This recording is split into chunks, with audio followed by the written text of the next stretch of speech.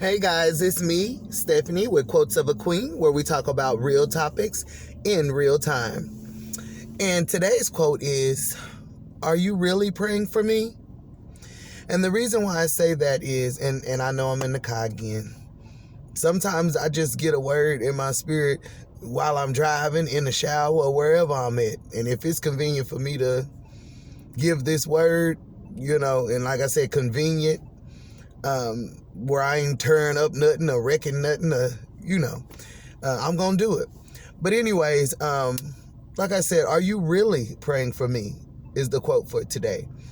And I say that due to the fact that when you ask people to pray for you, or you may be going through something, or, you may be, feeling ill in your body, whatever the case may be, or dis-ease that you may be experiencing, or discomfort or dysfunction that you may be experiencing. And, you may tell someone, lift us up in prayer, lift me up in prayer. And, have you ever sat and wondered, are you really praying for me? And I ask that question because of the simple fact that you have some people who will say all day that I'm praying for you, I will pray for you, and they never ever even go to the throne for you. It's just lip service. It's just something to say to sound good. On the other hand, some people really do pray for you, and but that, there's no way to really know, whether or not somebody is praying for you. Of course, praying right then with somebody would definitely give proof that they're praying for you. But even then, you have to watch it. That's why it's good to be led by the Spirit, so that you will know who is for you and who is against you. Who is praying for your downfall and who is praying for your progress. Be not deceived, because the enemy will come and appear as an angel of light, like the word said. So like I said, be not deceived. And even if you are the person that is asking for prayer, understand that people have also asked you for prayer, I'm sure, at one time or another in your life. And you need to make sure that you are for sure lifting these people up, putting or calling our Father's name on their behalf, really actually interceding from the heart to pray for your brother or sister.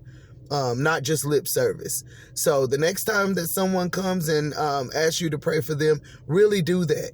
And if no matter where you are, don't be afraid to pray right in public. It doesn't matter. We don't need a temple or a mosque or all these places that the world made up, and synagogues and churches and all of that. It's not a requirement for you to pray for your brother or sister. And that's what we've been taught. A certain way to pray. You need to get on your knees. You need to bow your head. Prayer is just communing with the Most High. That's a whole nother conversation, a whole nother video that I'll get into, as far as a lot of these churches have become businesses and places of, what could I call it? Where the pastors want to make sure that they have a constant congregation, a constant congregation, and a word that is not fulfilling, but only for a moment. We need these pastors, teachers, and preachers to be speaking the truth, to be preaching fire, hell, and brimstone, understanding that if we continue on in the ways that some may be living, what the consequence will be, and stop with all this prosperity preaching. We know that the Most High is good. We know that He'll bless us. We know that He's Jehovah Jireh, our provider. All the names that these pastors and teachers and preachers speak out about, we know that. Give us what we need to make it into the kingdom, to do our best to be found worthy to enter into the kingdom. All this knick-knack, paddywhack, all this for play preaching just to keep these people to come and have a experience, but then Monday through Saturday they in a frenzy and they feel like they have to run to this building that has been made with hands to get their deliverance or to get their feel-good experience for what they may have been going through during the week. That's a lie from the pit of hell.